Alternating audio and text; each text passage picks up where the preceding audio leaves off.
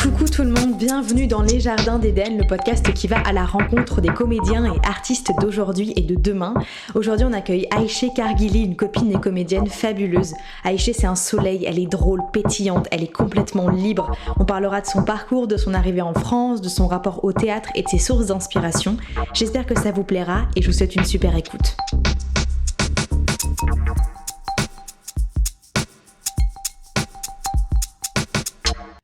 Bonjour Aïché.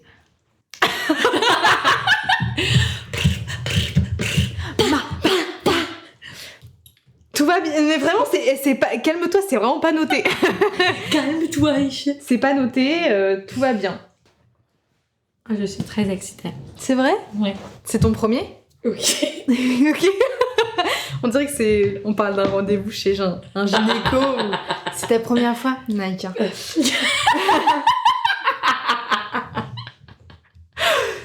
Bon, aussi ça me stresse parce que comme ça fait 1 an qu'on s'est pas vu et que là j'ai vu 2-3 podcasts mais avec des copains que j'ai l'habitude de voir, je me dis il y a on monte crescendo, j'ai un peu peur.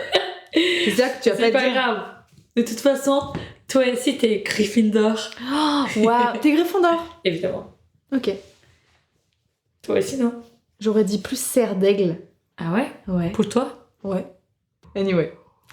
Merci Aïché d'être là. Merci à toi. Arrête. T'es trop gênée. Je suis pas gênée, ok. Non, mais tout va bien. Merci d'avoir accepté déjà. Ça me fait trop plaisir de te recevoir. Ouais. Est-ce que tu pourrais rapidement te présenter ? Qui es-tu ? D'où viens-tu ? Ton signe astrologique et l'animal qui te représente le mieux. J'adore déjà le concept. Moi, je m'appelle Aïché Kargili. J'ai un deuxième prénom, Zahide. Je viens de Turquie, Istanbul. Merhaba. J'ai 24 ans.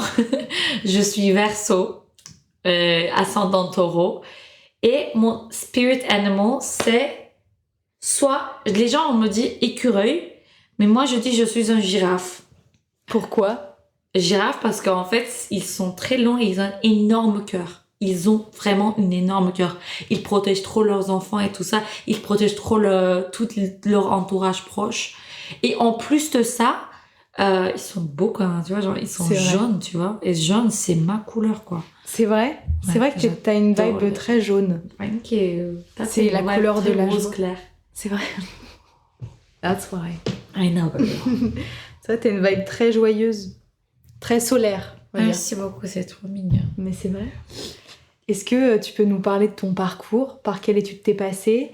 Où est-ce que t'as grandi ? Ouais.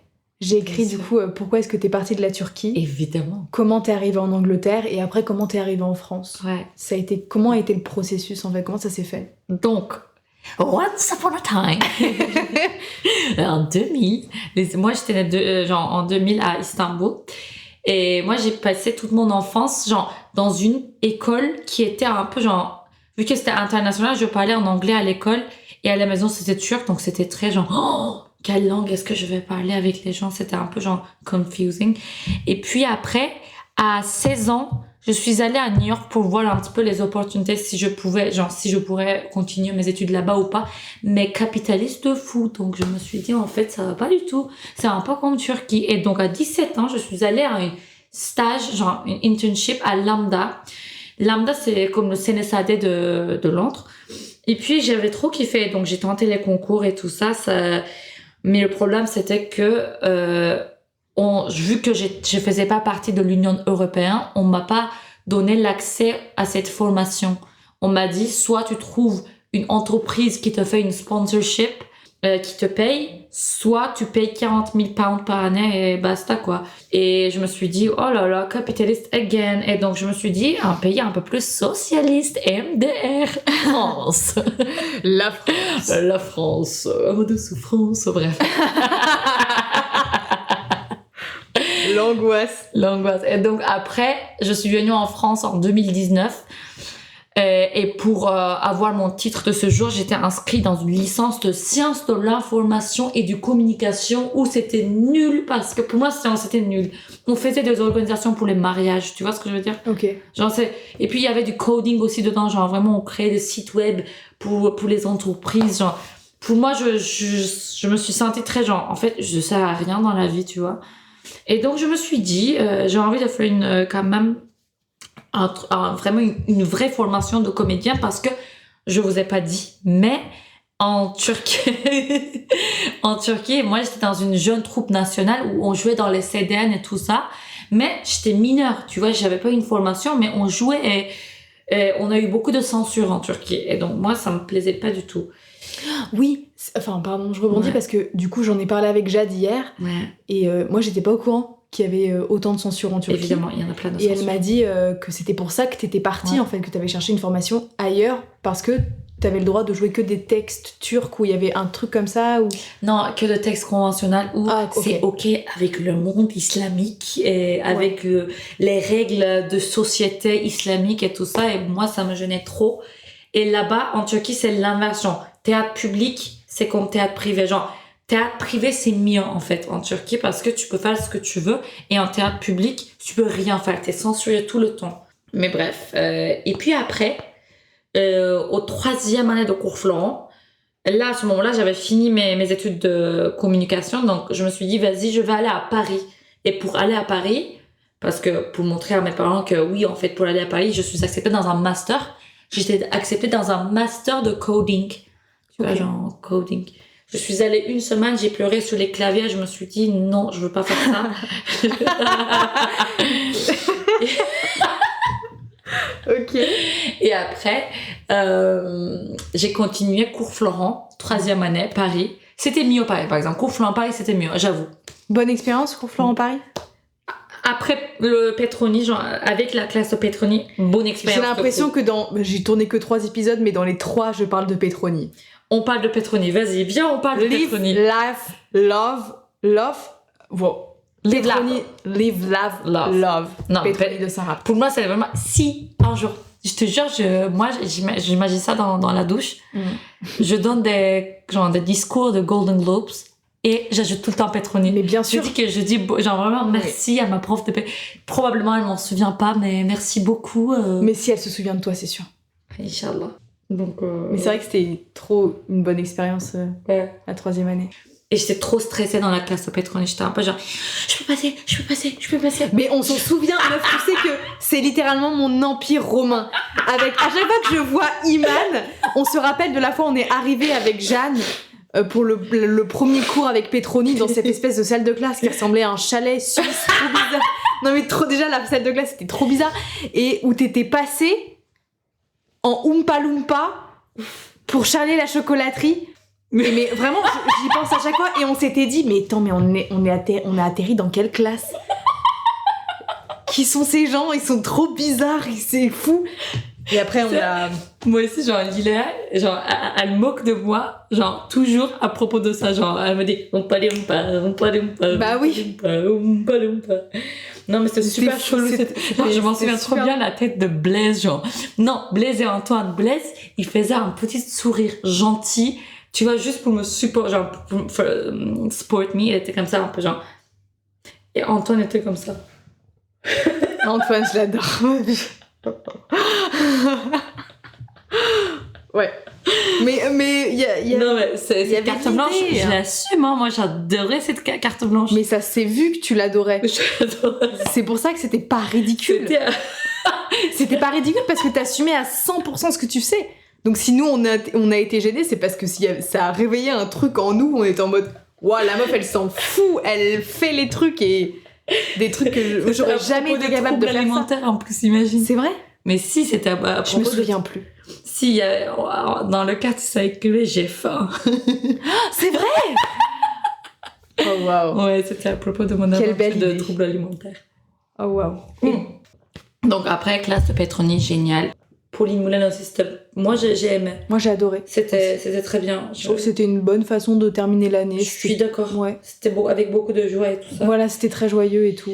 Et puis après je me suis intégrée à l'ESCA Et là, j'ai commencé à travailler, genre l'année dernière, j'ai commencé à travailler avec une metteuse en scène qui s'appelle Eva Doumbia. Oui, j'adore. Ça, elle, je l'adore. Tout ce qu'elle fait, vraiment, pour moi, c'est totalement 100%, genre, je suis 100% d'accord avec elle.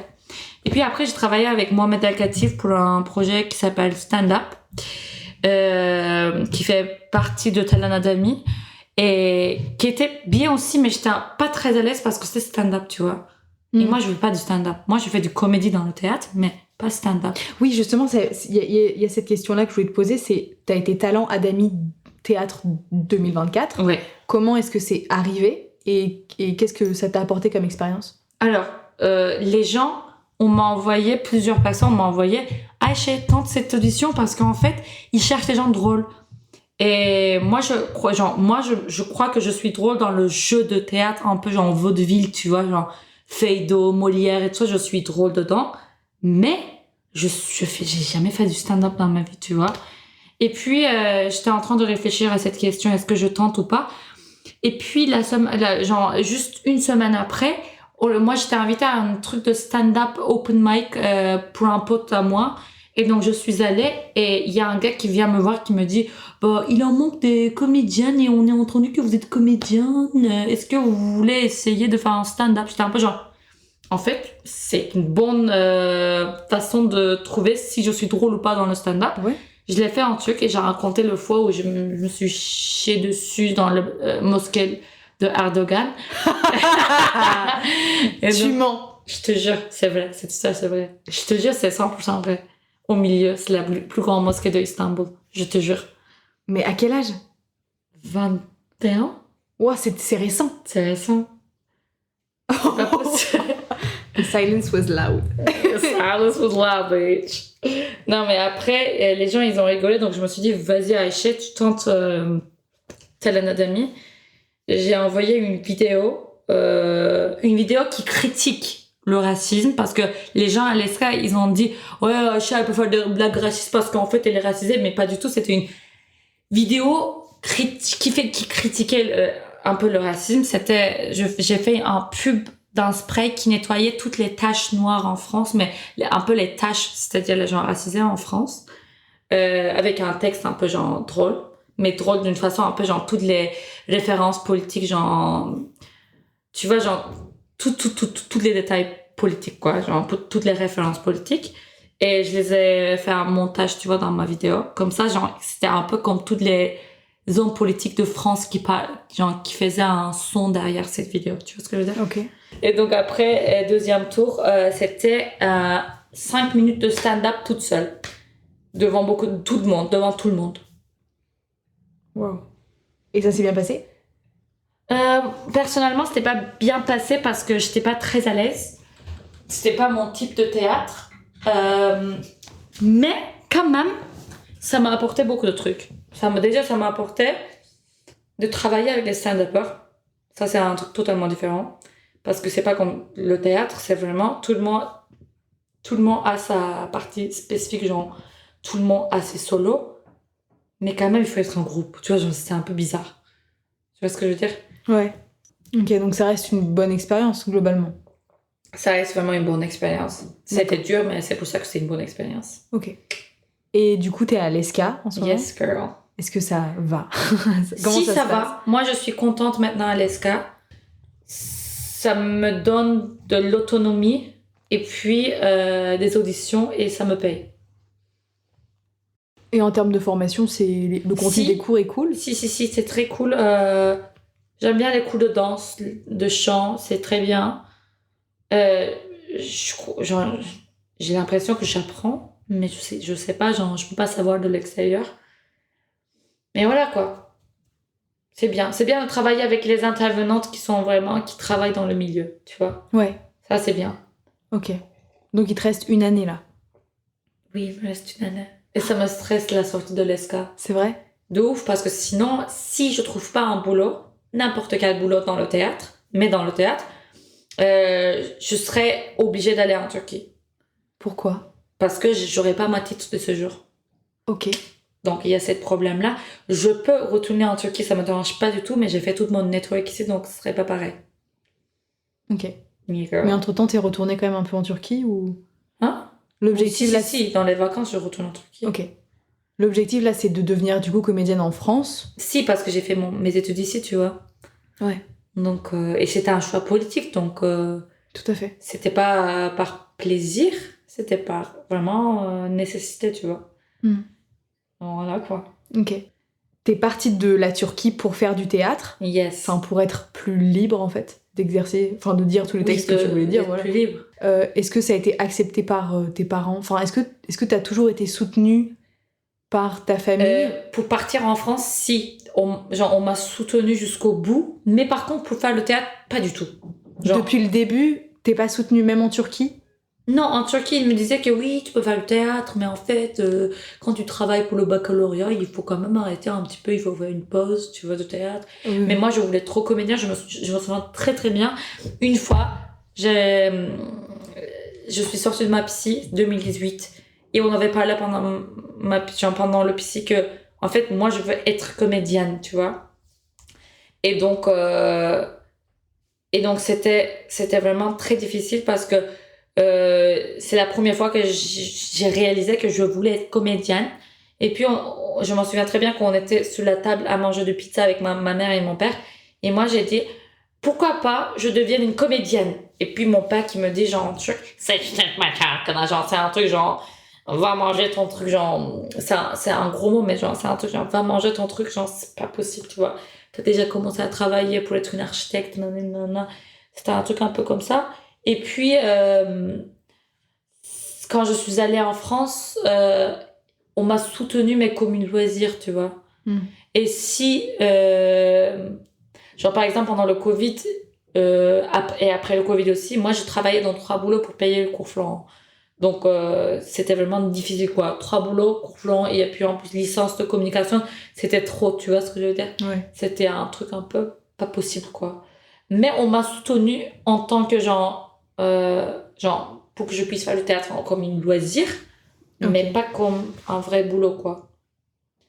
Rien à voir. Mais depuis que j'avais 11 ans, j'utilisais un médicament qui s'appelle Concerta pour le TDAH, mais c'est un médicament illégal en France. Genre, c'est un truc où il y a la même composition que cocaïne dedans. Et tu prenais ça? Depuis que j'avais 11 ans. C'est pour les gens qui ont vraiment un TDAH sévère. Et moi, j'avais un TDAH sévère. Mais par contre, ça a niqué mon cerveau. En fait, tu sens aucune émotion. Aucune émotion. C'est pour ça que pendant toutes ces années, j'ai fait que de la comédie dans le théâtre, parce que j'étais pas capable de sentir une émotion, tu vois. C'était pas possible. Genre, tu connais pas la tristesse. Imagine, tu connais pas en fait ta côté profond, tu vois. Et donc, ça fait une année ça fait quand même 10 mois que je les arrêtais. Et parce que t'as commencé à 11 ans? J'ai commencé quand j'avais 11 ans. Donc là, jusqu'à maintenant, quand on s'est rencontrés, t'étais encore sous ce truc? C'était pas... Genre, pour moi, c'était... Genre, j'étais tout le temps en retard. C'était pas possible de organiser ma tête. C'était pas possible de jouer des scènes qui sont vraiment genre... Tu vois, genre, j'étais pas connectée du tout à moi-même. Donc, ça fait 10 mois que je les arrêtais. Et là, ça va beaucoup mieux, mais c'est très difficile quand même, tu vois. Et donc, c'était un truc qui a un peu affecté mon parcours théâtral aussi. Ah ouais, c'est clair. Et tu sens que là, il y a des choses qui changent du coup au plateau depuis que t'as arrêté? Si, évidemment. Genre là, c'est la première fois dans ma vie où je sens vraiment la tristesse. Vraiment. Et c'est sans cesse. Genre, c'est pas un truc que je suis malheureuse, mais c'est juste un truc il y a une tristesse qui a été accumulée à côté pendant les années. Et là, ça vient, genre, c'est comme une fleuve qui, tu vois, ça revient, et c'est difficile de gérer toute cette émotion. C'est très, très difficile. Mais quand même, ça va mieux. Genre, c'est beaucoup mieux. Genre, sur le plateau, par exemple, c'est bien de canaliser cette fleuve d'émotions, tu vois. C'est très, très... C'est un moment... Le plateau, c'est vraiment le moment où je peux vraiment canaliser cette fleuve d'émotions. Comment ça t'est venu, l'idée de faire du théâtre? Comment c'est né chez toi? Tu te souviens d'un moment où tu t'es dit ça y est, c'est ça que je veux faire? Évidemment, c'est le moment où j'avais 17 ans et je jouais un rôle de fou dans un comédie de Lope de Vega, qui est vraiment un auteur que j'adore. Et donc, j'ai fait tout au long de l'année cette rôle de fou avec la metteuse, genre avec la direction de metteuse en scène, un peu comme ça, tu vois. Le menton glissait. parce que c'était un fou qui tapait lui-même. Donc, son menton s'était glissé par lui-même, tu vois. Ok. Il se tapait à lui-même. Et donc, j'avais joué tout au long de l'année avec ça. Et puis, j'avais gagné un prix aussi. J'étais tellement contente. Et c'était le moment où je montais sur le plateau. Et je sais pas pourquoi, mais tout le monde a commencé à rigoler. Genre, chaque fois que je montais sur le plateau, tout le monde commençait à rigoler. Je sais pas pourquoi. Genre, c'était vraiment, pour moi, le moment où j'étais un peu genre, wow, les gens me regardent, les gens, en fait, je suis là, j'existe, c'est fou. Mais à part ça, en fait, à la fin de cette année, c'est très mégalomane ce que je vais te dire, mais en fait, c'est pour ça que j'avais commencé le théâtre. Non, mais on a tous un peu ce truc-là, Mais d'être oui. comédien, d'être vu, Mais c'est ça, de en sentir fait. exister. Enfin, Et t'inquiète. puis, à part ça, à la fin de l'année, j'étais chez moi, tranquille, en train de jouer aux Sims. Et tout d'un coup, et je brûlais les enfants de mon crush. T'es trop bizarre, meuf. T'es trop bizarre. Et puis, tout d'un coup, mon menton s'est glissé. Genre comme ça. Mon menton s'est vraiment glissé. Et je me suis dit, oh, genre putain, genre, là ça devient sérieux. Genre tout au long de l'année, j'ai fait le rôle comme ça et mon menton, ça va rester comme ça jusqu'à la fin de ma vie, quoi. Parce que c'était pas possible de débloquer mon menton. Et ma mère m'a amenée à l'hôpital. Et les gens ont vraiment pensé que j'étais fou. Genre, le pire, c'était que je disais avec mon menton glissé comme ça, je vous jure, je suis pas fou. Et les gens me regardaient et pensaient que j'étais vraiment fou.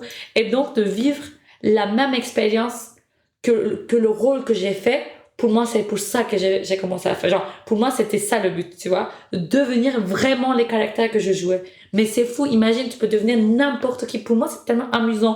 Pour moi, c'est super ennuyeux d'être une caractère dans ta vie, tu vois.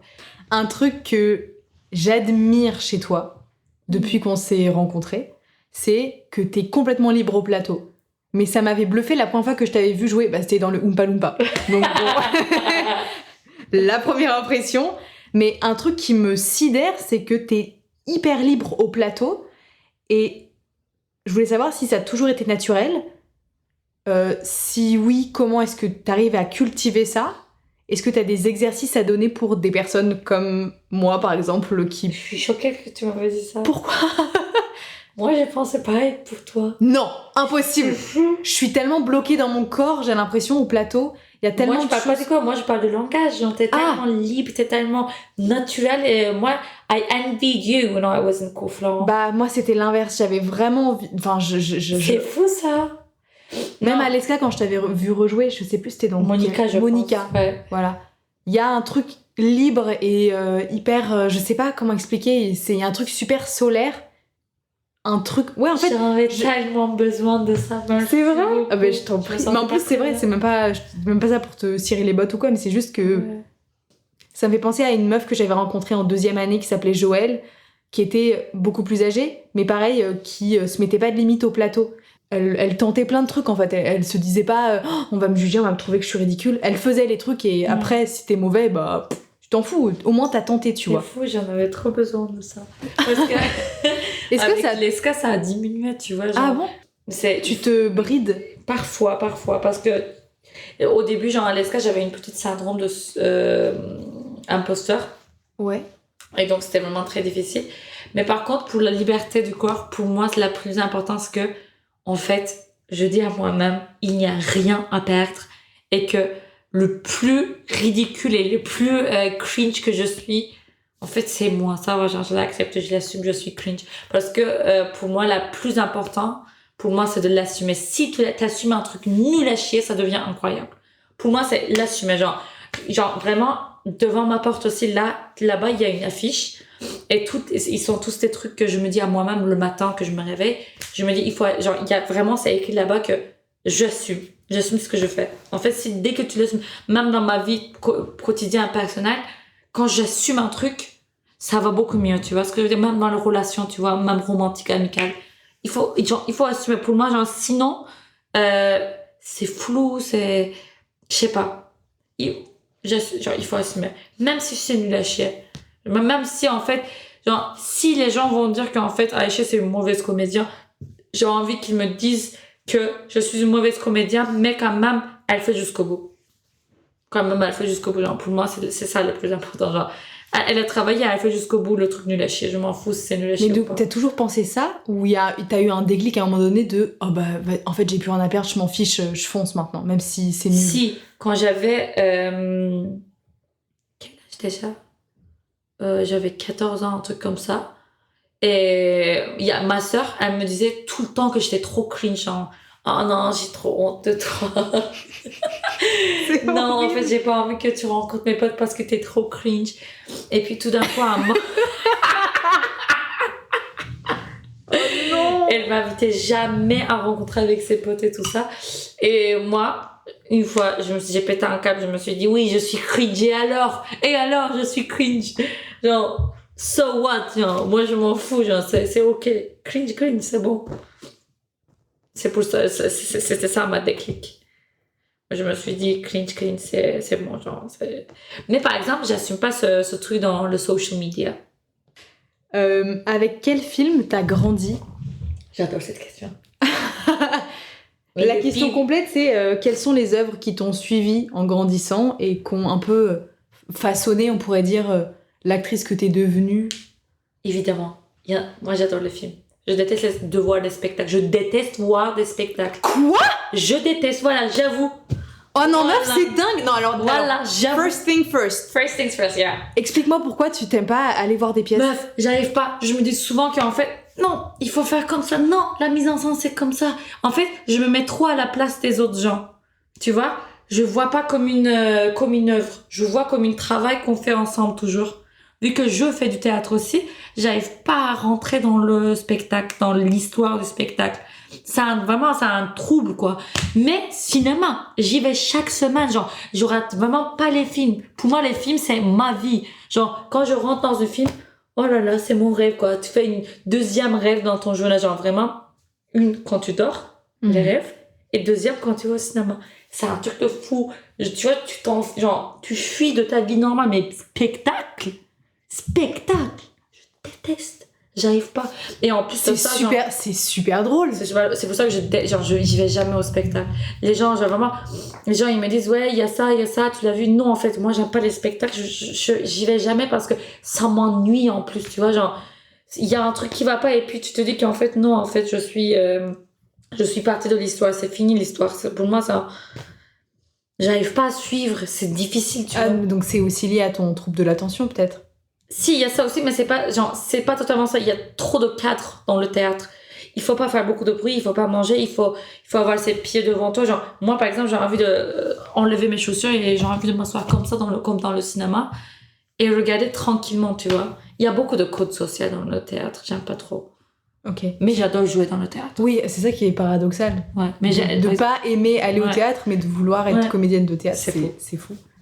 Enfin, comédienne de théâtre, non, tu veux aussi faire du cinéma. Enfin, Si, mais je me trouve plus forte dans le théâtre que le cinéma. Ouais. J'arrive pas à diminuer mon jeu. C'est totalement différent. Et toi, tu veux faire du cinéma ou bien du théâtre plutôt? Lequel ça te va mieux?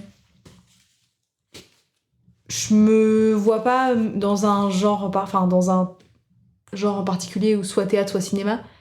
Mon premier amour, entre guillemets, c'est le théâtre. On commence tous par découvrir les clubs de théâtre, tu sais, quand t'es petit et tout, donc c'est par ça que tu commences en général.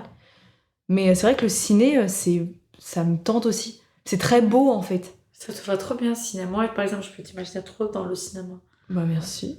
Je te vois direct dans le cinéma, par exemple. Dans un film un peu, tu vois, comment je peux dire? Un peu comme... Je te vois un peu comme le jeu d'acteur de Juliette Binoche. Tu vois ce que je veux dire? C'est mon acteur préféré. C'est vrai? Ouais. Moi, par exemple, l'œuvre qui m'a plus touchée, ça, c'est un peu genre... J'assume pas trop. C'est un peu les trucs que j'assume pas, mais le truc qui m'a fait chialer, La La Land. La La Land? Moi, j'adore. Voilà, pourquoi t'assumes pas?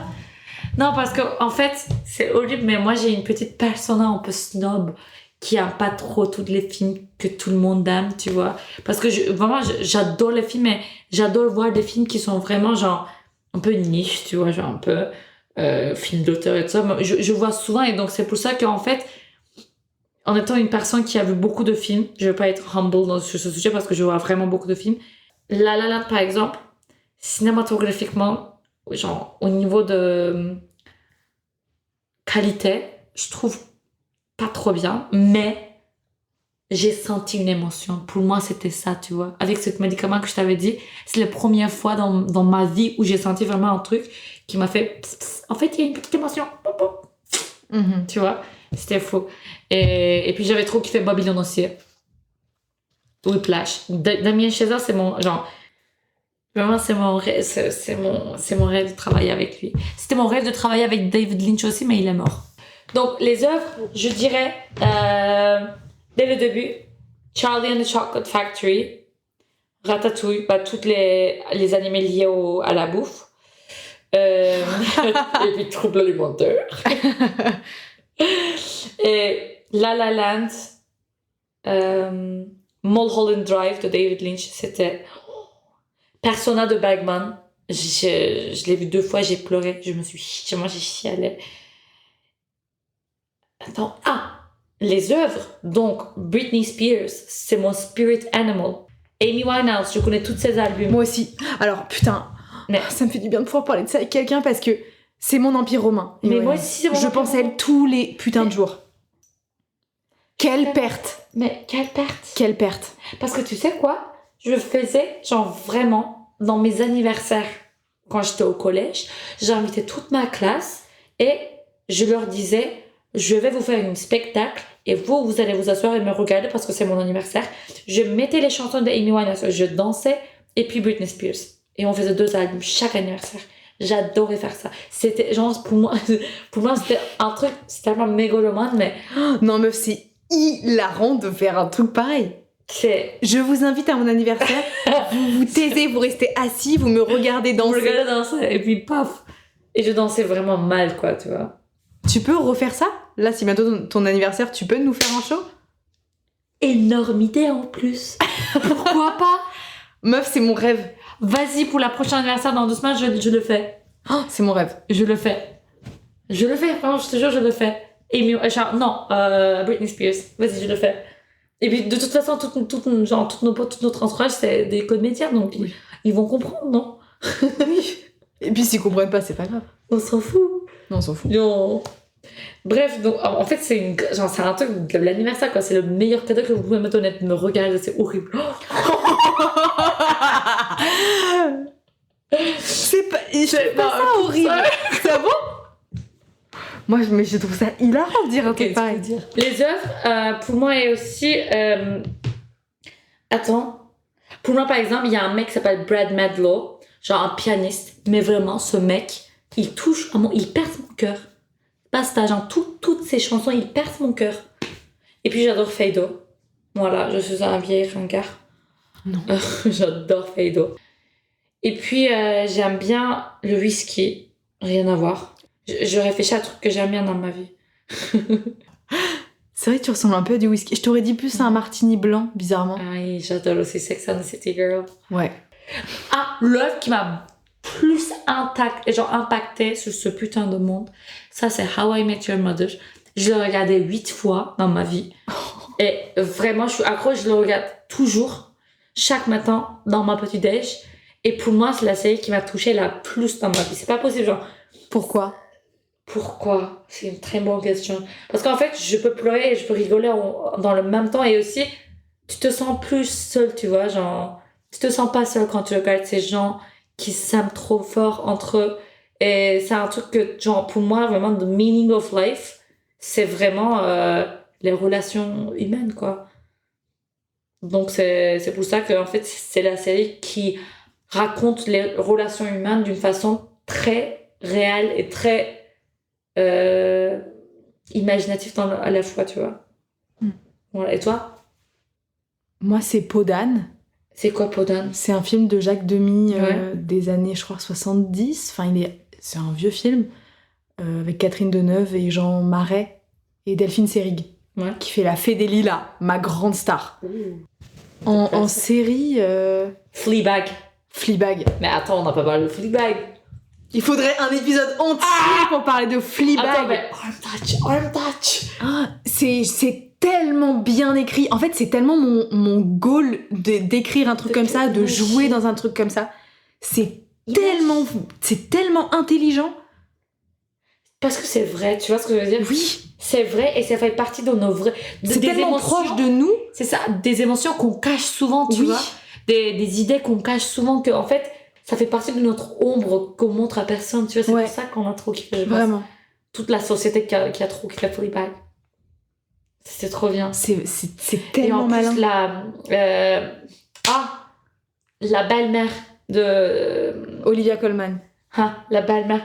La scène où elle a dit, c'était si drôle parce que c'est vraiment vrai, tu vois, dans le vrai vie, où elle dit, ouais, j'ai des potes un peu exotiques, c'est immigrés de Syrie, et puis, tu vois, genre, moi, j'ai pété un câble parce qu'il y a vraiment des gens qui font leur entourage par rapport à d'être un peu, genre, d'être de fausse gauche pour avoir une entourage, genre, ils prennent des gens un peu, genre, minoritaires, tu vois. Ça, c'est ma pote un peu, genre... homosexuel et puis handicapé, tu vois ce que je veux dire, genre les gens qui utilisent un petit peu, genre, tu vois, ce type de truc, ça m'énerve et en plus c'était très bien projeté dans la série, je pense. Tout est hyper bien écrit et même l'histoire d'amour avec le prêtre, c'est tellement drôle et triste. La dernière scène, It Will Pass. Et toi, tes œuvres qui t'a fait remarquer? Une série que j'ai vue là cet été, c'était BoJack Horseman. BoJack Horseman, évidemment que je la connais. Que j'ai adoré. C'est un conseil d'Iman. J'ai vraiment aimé. Et qu'est-ce que je regarde en ce moment?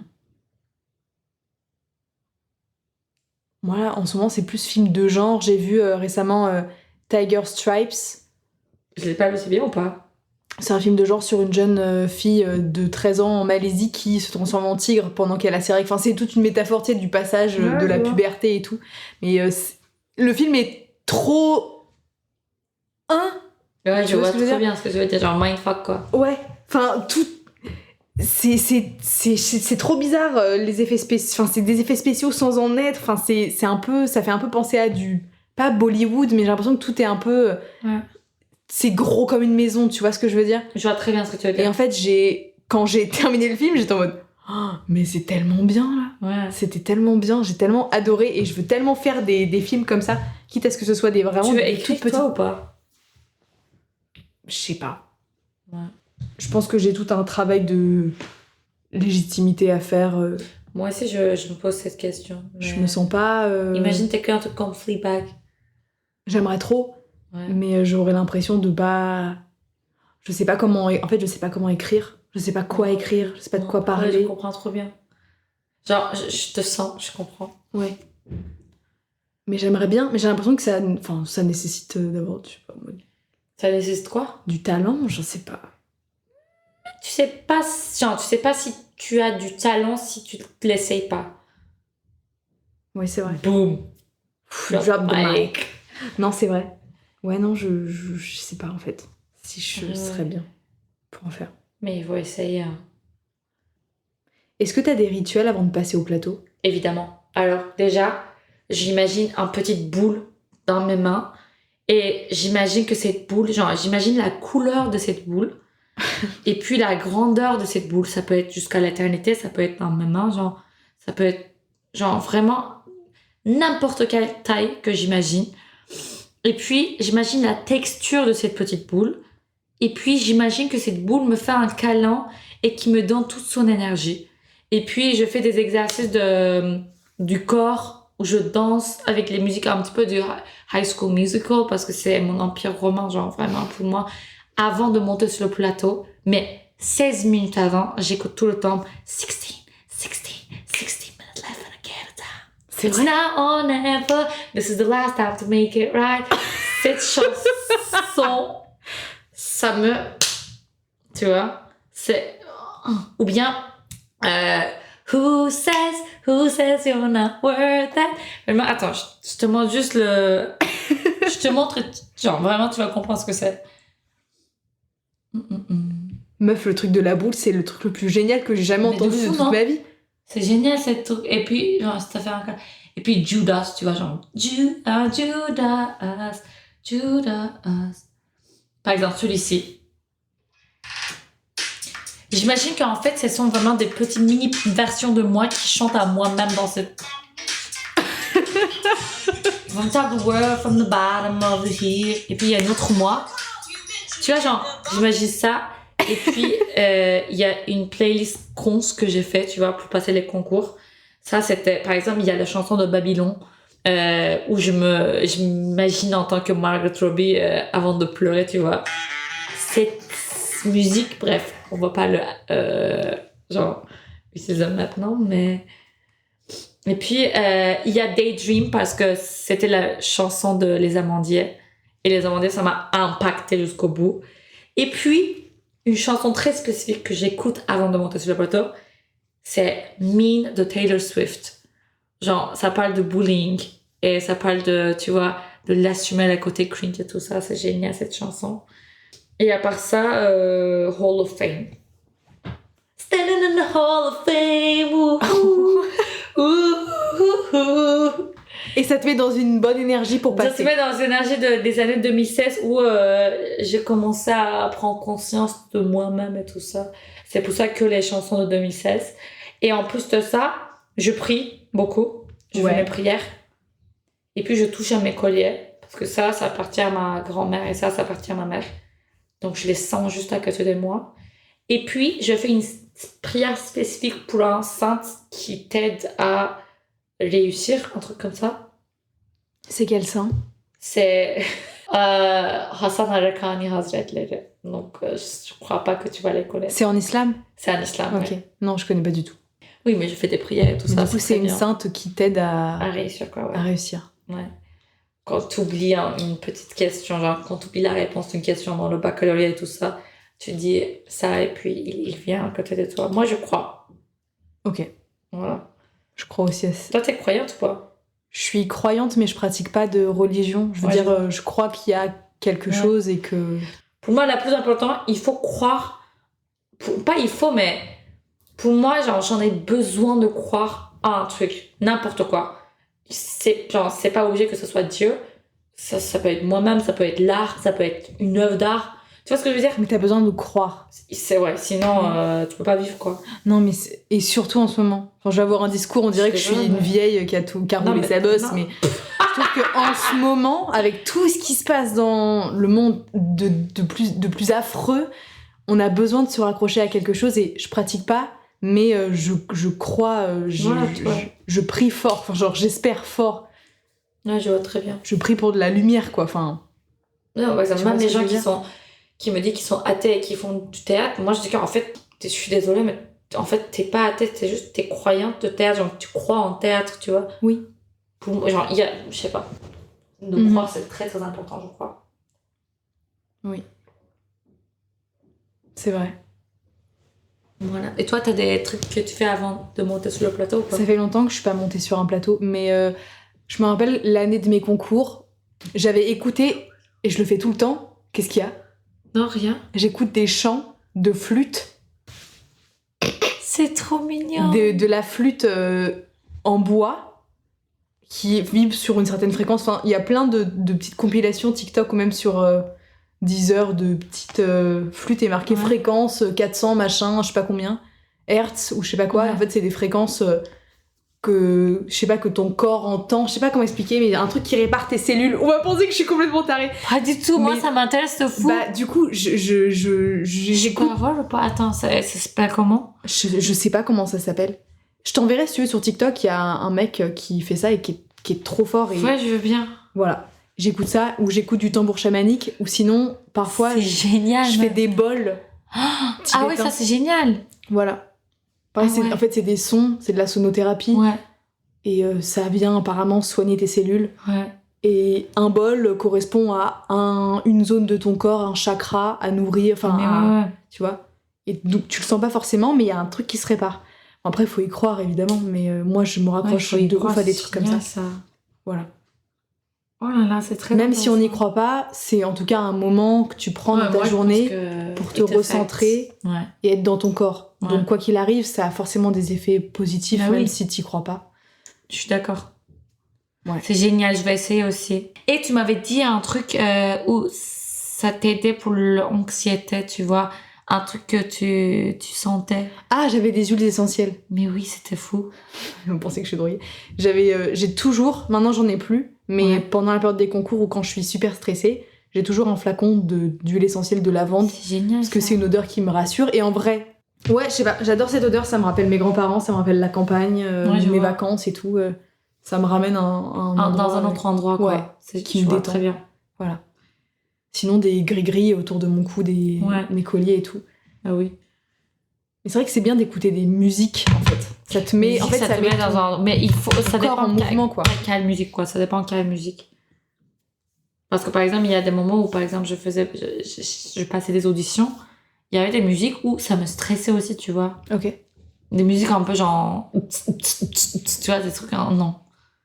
Dernière question. Ouais. Est-ce que tu as des projets en ce moment et qu'est-ce qu'on peut te souhaiter, nous, pour la suite, pour toi? Trop mignonne. Alors, la première, c'est je joue avec Eva Doumbia chaque mois. Si vous voulez venir, c'est à Théâtre Public de Montreuil. C'est une série théâtrale qui parle de l'actualité politique. C'est un jeu public où on fait des échanges avec les lycéens de Montreuil. Qui nous aide à créer le prochain épisode. Voilà. Et à part ça, je joue toujours avec stand-up, mais ce serait à Lyon et à Marseille, donc pas à Paris. Et à part ça, on va jouer avec notre promo Les Enivrés de Viripaef l'année prochaine. Trop bien. Genre non, pas l'année prochaine, cette année-là, dans le septembre, c'est ça. Et puis, on joue avec... ça, c'est mon projet préféré. Il s'appelle Monica. Et on va le jouer septembre aussi. À l'ESCA, du coup. À l'ESCA, oui. Trop bien. C'est ça. Bah, c'est trop chouette. Ah, d'accord. Bah, merci Aïcha d'avoir Merci à toi. participé. Je suis trop contente de t'avoir reçue, ça m'a fait trop plaisir. Oui, ça me fait trop plaisir. Thank you, girl. Thank you. Je me sentais trop comme une célébrité. C'est vrai? Ça t'entraîne pour tes prochaines interviews. Oui, Inch'Allah. Tu seras connue.